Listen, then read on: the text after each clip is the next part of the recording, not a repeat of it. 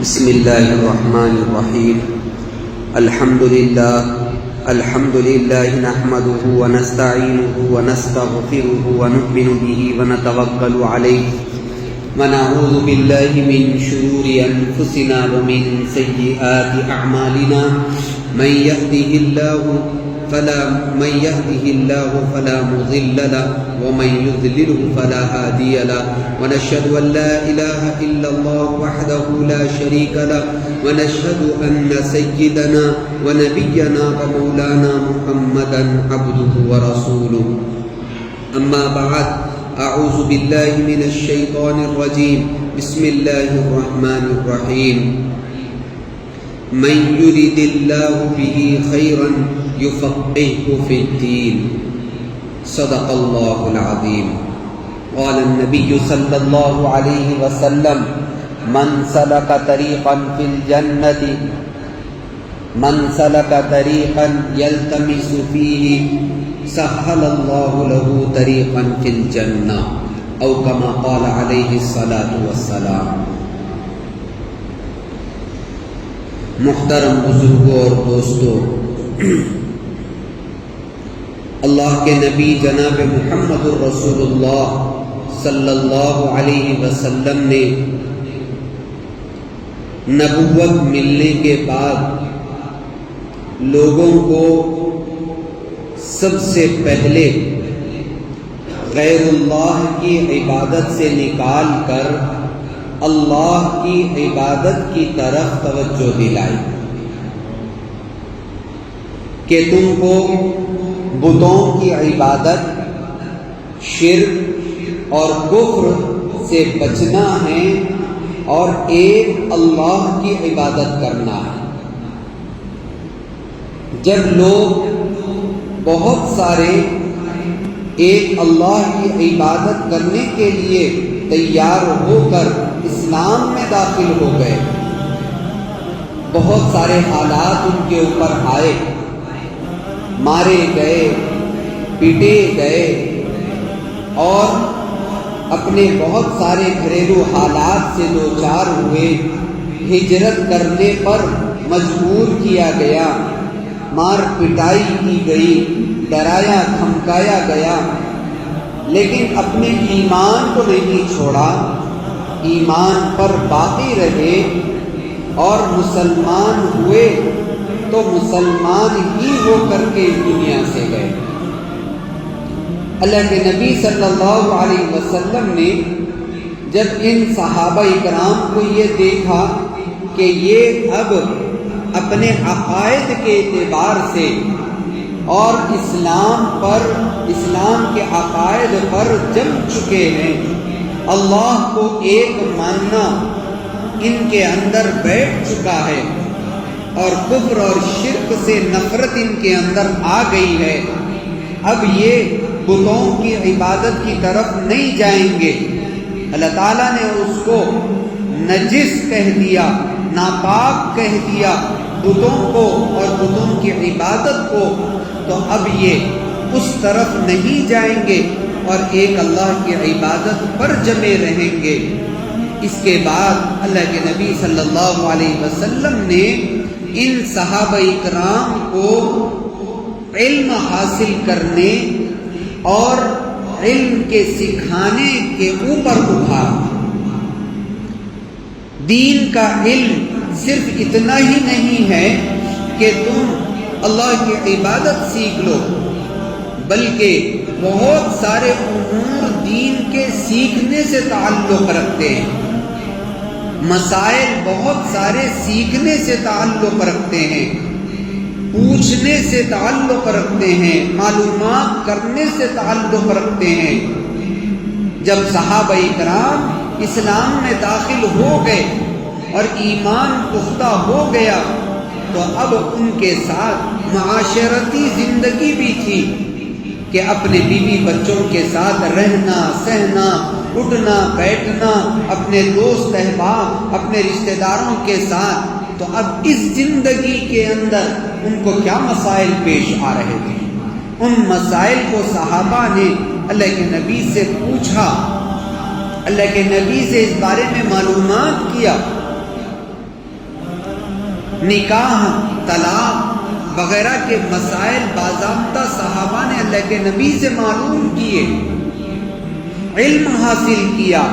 اللہ کے نبی صلی اللہ علیہ وسلم نے وحی کی روشنی میں آپ پر وحی نازل ہوتی، آیات نازل ہوتے، اور آپ صحابہ کرام کو اس کا حل نکال کر کے بتلاتے چلے جاتے۔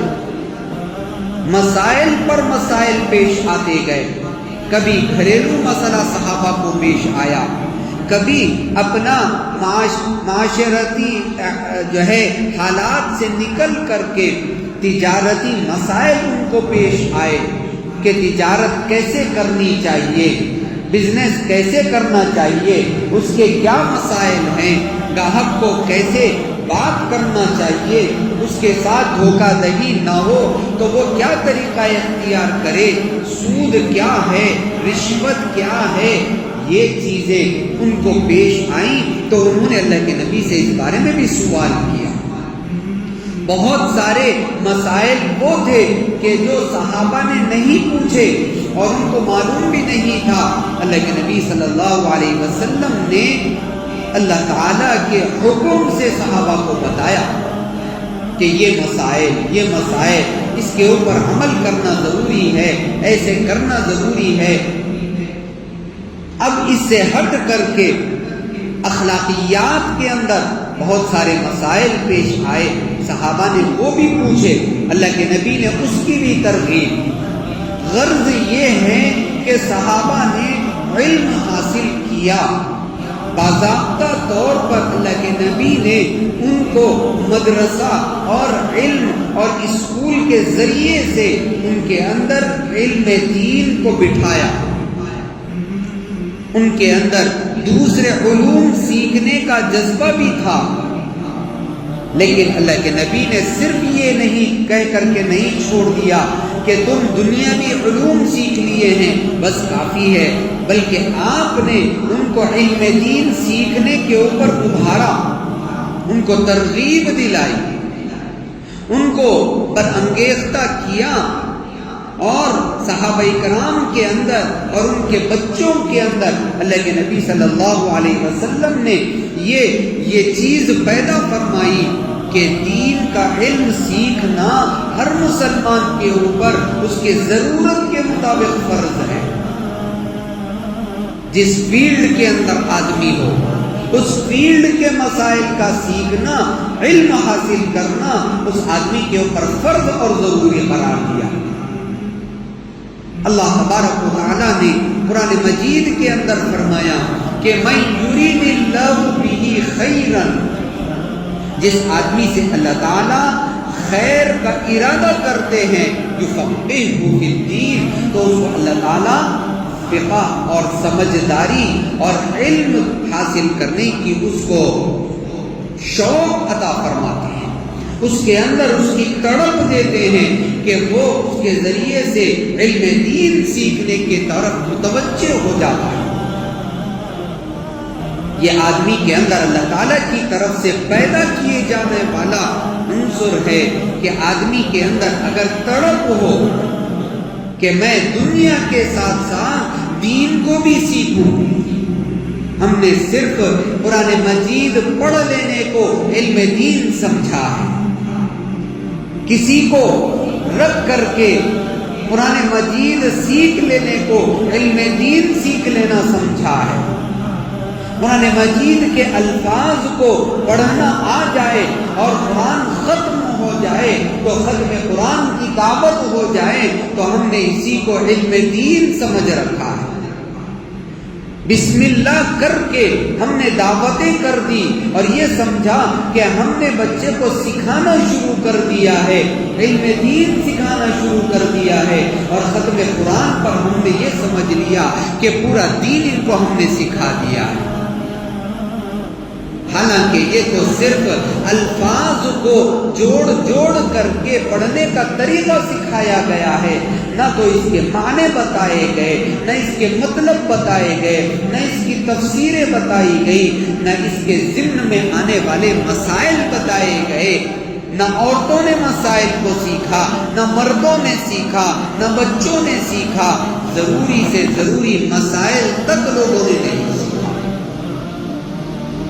حالانکہ اللہ کے نبی صلی اللہ علیہ وسلم نے صحابہ کے اندر فضائل سے زیادہ مسائل کے سیکھنے کے اوپر ترغیب دی ہے۔ فضائل کو معلوم کرنے سے زیادہ اہم مسائل کو معلوم کرنا ہے۔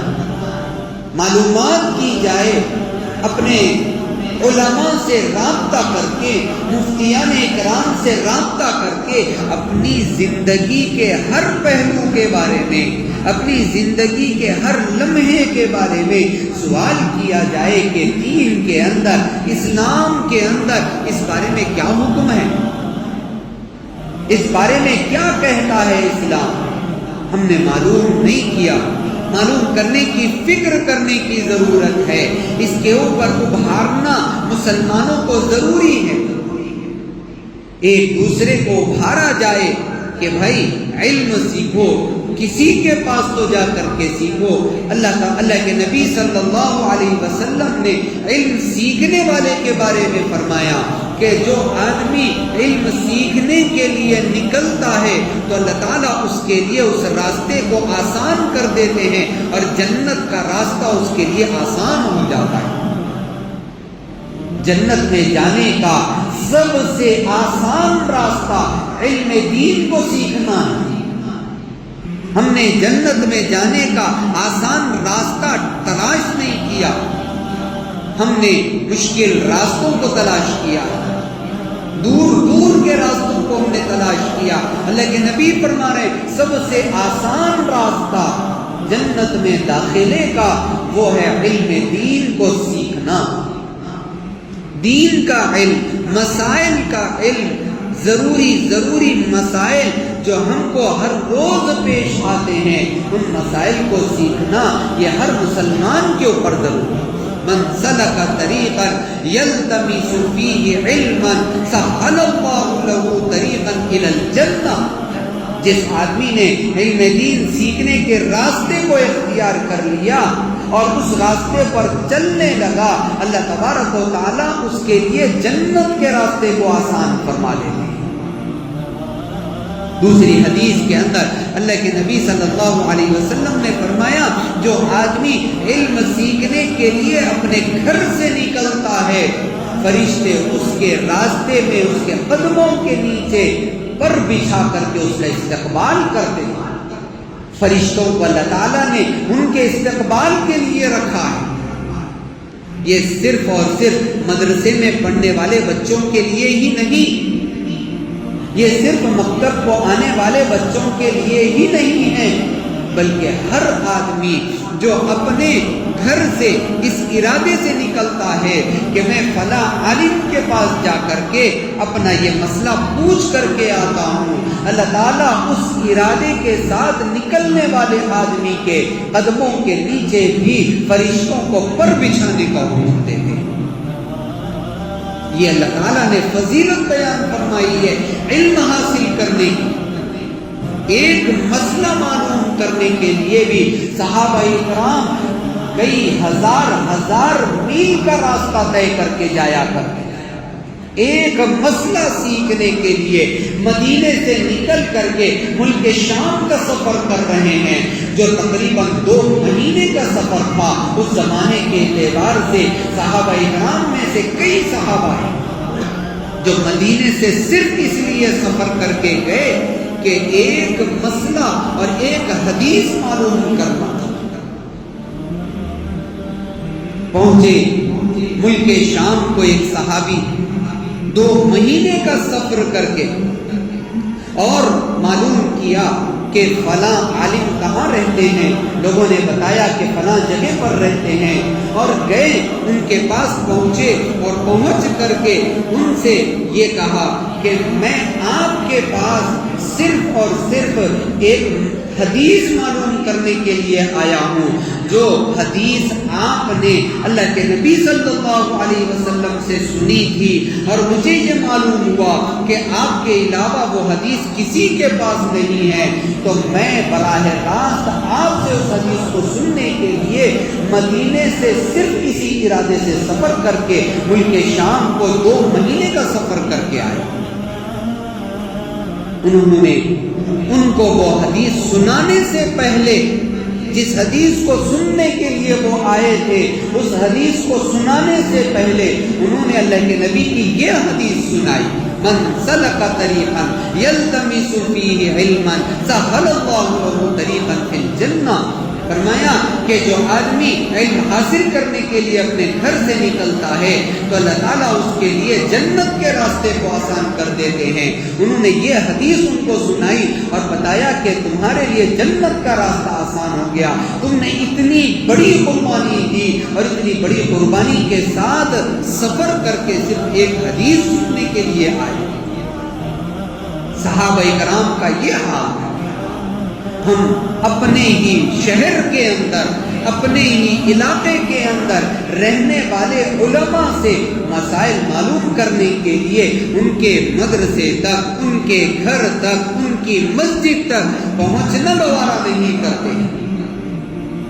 آج کل سوشل میڈیا کا دور، تو کم سے کم اس کے ذریعے سے علم حاصل کرنے کا تک شوق ہمارے اندر پیدا نہیں ہو رہا ہے کہ ہم فون اٹھا کر کے واٹس ایپ کے ذریعے سے، فیس بک کے ذریعے سے، جہاں دوسرے غیر غلط لایانی چیزوں کا استعمال کرتے ہیں، کم سے کم اگر ہم علم حاصل کرنے کے لیے ایک مسئلہ لکھ کر کے عالم سے پوچھ لیا کہ مولانا اس کا کیا حل ہے اسلام کے اندر، اس کا کیا مسئلہ ہے، کیا جواب اس کا ہے، یہ بھی ثواب کا طریقہ ہے۔ اللہ تبارک و تعالیٰ اس مسئلے کے لکھنے کو ثواب بنا دیں گے، اس کے لیے اس فون کو اٹھانا اس کے لیے ثواب بنا دیں گے، اور لکھ کر کے بھیجنا اس کے لیے ثواب بنا دیں گے۔ اللہ تعالیٰ نے تو اتنا اس کے لیے آسان کر دیا، جنت کا راستہ آسان ہوا ہے۔ اللہ تعالیٰ یہ سب راستوں کو آسان کر کے بتایا۔ میرے دوستو، علم دین کے حاصل کرنے میں ہماری لاپرواہی ہم خود جانتے ہیں۔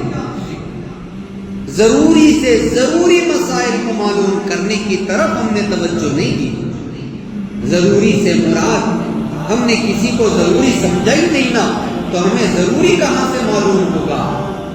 ہمارے نزدیک تو ضروری نماز کے مسائل ہیں کہ دن میں 5 وقت نماز پڑھنے کی ضرورت پیش آتی ہے، تو اس کے لیے طہارت کے مسائل معلوم کرنا ہے، اس کے لیے نماز کے اندر کے مسائل معلوم کرنا ہے کہ نماز کے فرائض کتنے، نماز کے واجبات کتنے، نماز کے شرائط کتنے، اور کن چیزوں سے نماز ٹوٹ جاتی ہے، کن چیزوں سے مکروہ ہو جاتی ہے، کب کب نماز پڑھنا ضروری ہو جاتا ہے، کب نماز پڑھنا جائز نہیں ہے، کب ہمارے لیے پاکی اور ناپاکی کے مسائل ہیں۔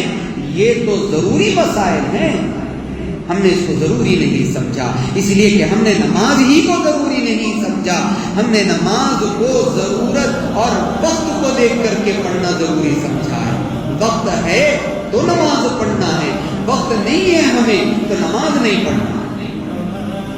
ہمیں جانا ہے، کہیں نکلنا ہے، ہمیں جاب کا وقت ہو رہا ہو، ہمارے دعوت کا وقت ہو رہا ہو، گھر کے اندر دعوت چل رہی ہو، یہ ہمارے لیے اب نماز ضروری نہیں ہے، ہم نے اس کو ضروری نہیں سمجھا، اس لیے ہم نے مسائل بھی نہیں معلوم کیے، پوچھے بھی نہیں ہم نے کہ کب ہمارے لیے نماز ضروری، کب ہمارے لیے مسائل کا معلوم کرنا ضروری۔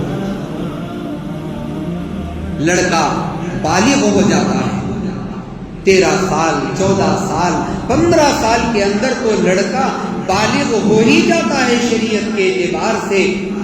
آپ اس کو چاہے چھوٹا بچہ سمجھو، چاہے آپ اس کو یہ کہو کہ ابھی داڑھی نہیں آئی، ابھی مونچھ نہیں آئے، ابھی بچہ بالغ ہی کہاں ہوا، اسلام نے کہہ دیا کہ بچہ بالغ ہے، اب یہاں سے اس کا نام اعمال کی کتاب کھل چکی، کرامن کاتبین اس کے مونڈوں پر جو ہیں وہ اپنی اس کی لکھنے والی کتاب کو اب کھول چکے ہیں، اب اس کے ہر اچھے اور برے اعمال لکھے جانا شروع ہو گئے ہیں۔ اور ہم یہ کہہ رہے ہیں کہ ابھی تو بچہ چھوٹا ہے، ابھی تو 10th میں ہے، ابھی بڑا کہاں ہوا۔ شریعت نے حکم یہ کیا کہ اس وقت کے آنے سے پہلے ہی تمام کے تمام مسائل، فرائض و واجبات کے اس بچے کو معلوم ہو جانا ضروری ہے۔ یہ نہیں ہے کہ بالغ ہونے کے بعد علم سیکھنا ہے، بلکہ بالغ ہونے سے پہلے علم سیکھ کر کے تیار رہنا ضروری ہے کہ بالغ ہوتے ہی تمام علوم کے اوپر اور تمام عبادتوں کو صحیح طریقے پر کرنے والا بن جائے۔ اسی لیے اللہ کے نبی صلی اللہ علیہ وسلم نے فرما دیا پہلے ہی کہ جب بچہ 7 سال کا ہو جائے تو نماز کا حکم کرو، اور جب 10 سال کا ہو جائے تو نماز نہ پڑھنے پر مارو۔ کیوں فرمایا؟ اس لیے کہ 15 سال کا ہونے تک، 14 سال کا ہونے تک، 13 سال کا ہونے تک جب بالغ ہو تو اس وقت تک اس کو نماز کی عادت پڑ چکی ہو۔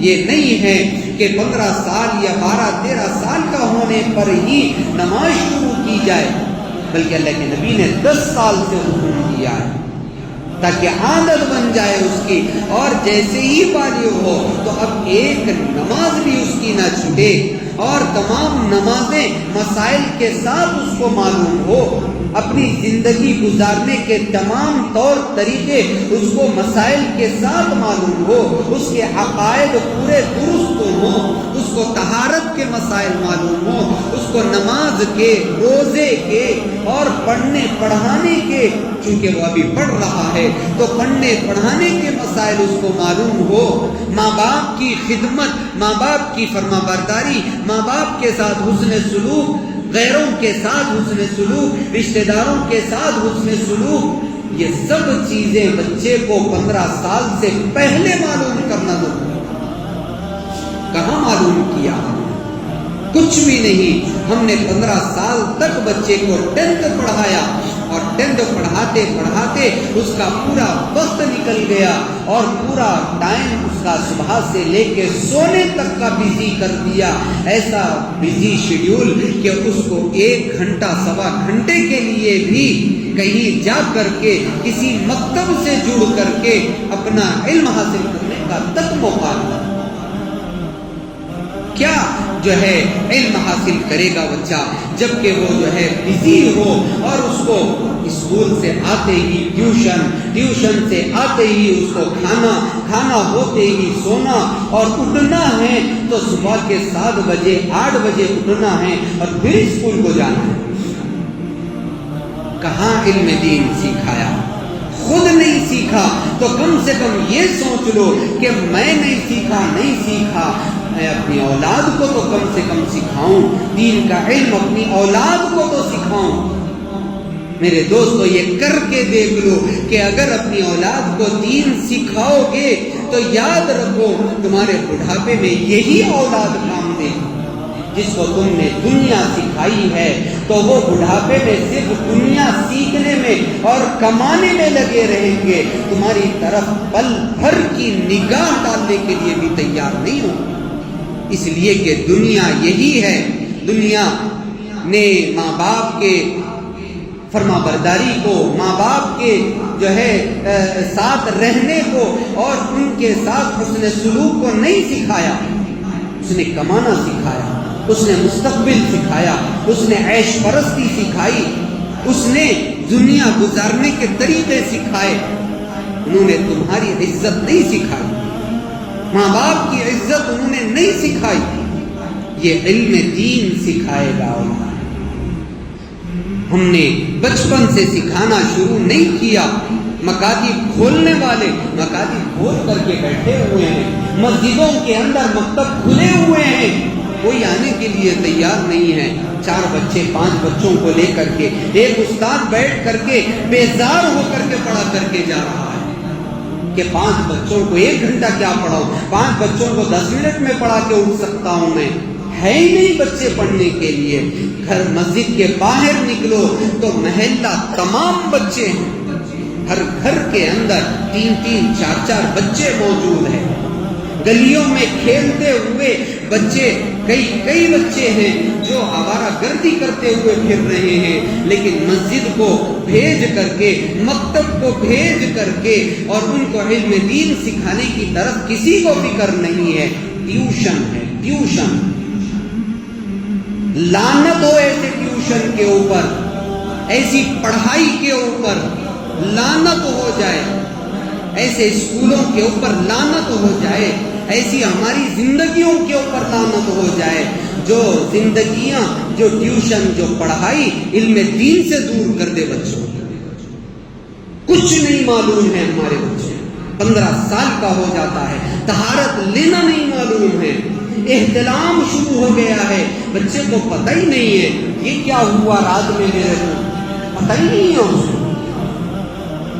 کئی سال گزرنے کے بعد ان کو پتا چلتا ہے کہ اس پر تو ہمیں نہانا چاہیے, اس پر تو ہمیں غسل کرنا چاہیے. میرے دوستو, یہ چیزیں کہاں سکھائی جائیں؟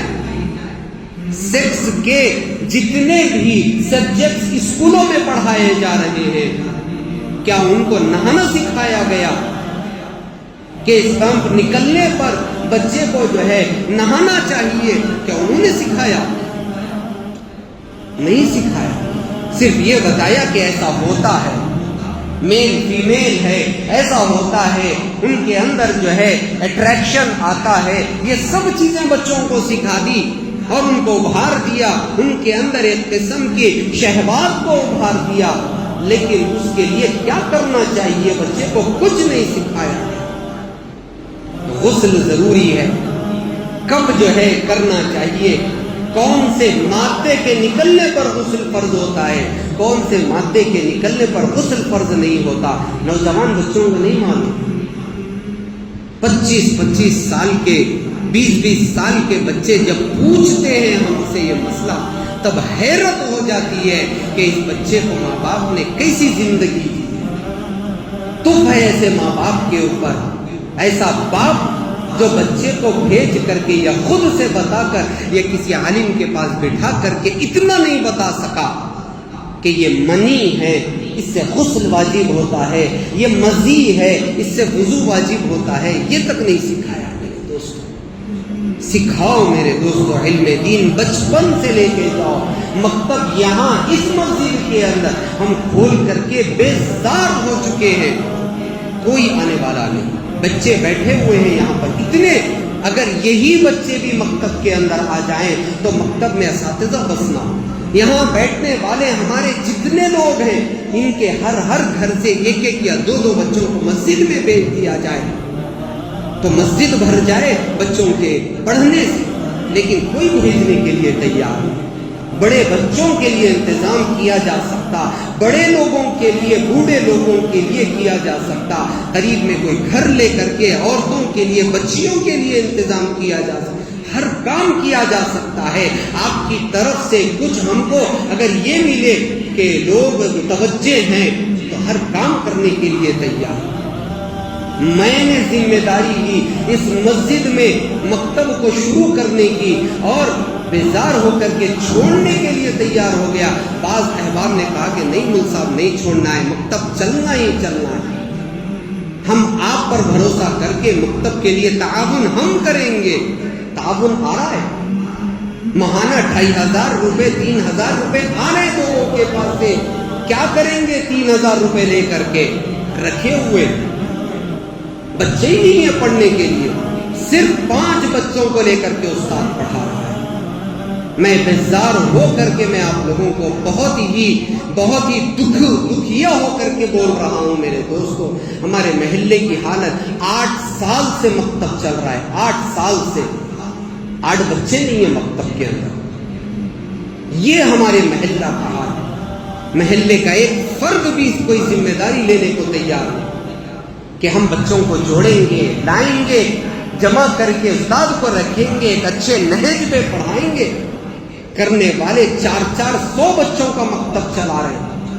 میرے گھر پہ خود 410 بچوں کا مکتب چلتا ہے. پورے بچے فیس دے کر کے پڑھتے ہیں، پورے بچے پورے اسٹینڈرڈ کے ساتھ پڑھتے ہیں، یونیفارم پہن کر کے آ کے پڑھتے ہیں، سلیبس کے ساتھ پڑھتے ہیں. کوئی ایک پیرنٹ بھی اف تک نہیں بولتا ہے. ذرا فیس مانگو تو 10 باتیں ہو رہی ہیں. فیس کئی کیوں لے رہے؟ ہم دے رہے ہیں مسجد کو چندہ، مسجد کو چندہ دے رہے ہیں تو مسجد کے کاموں کے واسطے دے رہے ہیں. استاد کو کون دے گا؟ مسجد پہ احسان کر رہے ہیں مسجد کو چندہ دے کر کے. 100 روپے 200 روپے دے کر کے مسجد کو احسان کر رہے ہیں. یہ طریقہ ہے مسجد اللہ کے گھر کے ساتھ. میرے دوستوں، میں بہت زیادہ اس معاملے میں بیزار ہو کر کے آپ کو کہہ رہا ہوں، مت دو آپ کے 100 روپے 200 روپے، صرف بچوں کو تو بھیجو. کم سے کم علم دین حاصل کراؤ ان کو. نوبت یہ نہ آ جائے کل کے دن، یاد رکھ لینا، کل کے دن گھر اجڑ جائیں گے. ماں باپ کو گھروں سے نکال کر کے اولاد گھروں پر قبضہ کرے گی. یہی اولاد جو ہے اولاد کو تم نے دین کا علم نہیں سکھایا. وقت زیادہ ہونے کے باوجود بھی میں وقت لے کر کے آپ کو بتا رہا ہوں. بہت تکلیف کی بات ہے. استاد کو جو پڑھانے والے ہیں ان کو تک میں نے ڈانٹا کہ بھئی 5 بچوں کو لے کر کے پڑھا رہے ہو اور 3000 روپے تنخواہ لے رہے ہو، کیا کر رہے تم؟ ان کو میں نے غصہ کیا. کہنے کہ میں کیا کرتا ہوں مولانا، میں کیا کر سکتا ہوں؟ اگر بچے مجھے ملیں گے، آپ مجھے 50 بچے دیجیے، میں 50 کو پڑھاؤں گا. محلے کا استاد نہیں ہے یہ کسی اور جگہ سے آ کر کے پڑھاتا ہے. کام ہمارا ہے، محلے کے افراد کا ہے. ذمہ دار بنیے. کوئی ایک میٹنگ کر کے کوئی ایک کمیٹی مکتب کی بنائیے، مسجد کی مت بنائیے کمیٹی. مسجد کی کمیٹی وہاں لکھی ہوئی لگی ہوئی ہے، اس میں دخل مت دیجیے. آپ مکتب کی بنائیے. وہ کمیٹی بنا کر کے مکتب کے حالات کو درست کریے، اپنے بچوں کے دین کے مستقبل کو سدھاریے. اللہ تبارک و تعالیٰ سے دعا ہے کہ اللہ تعالیٰ ہم سب کو علم دین سیکھنے کی طرف توجہ دینے کی توفیق نصیب سے فرمائے. آمین. وآخر دعوانا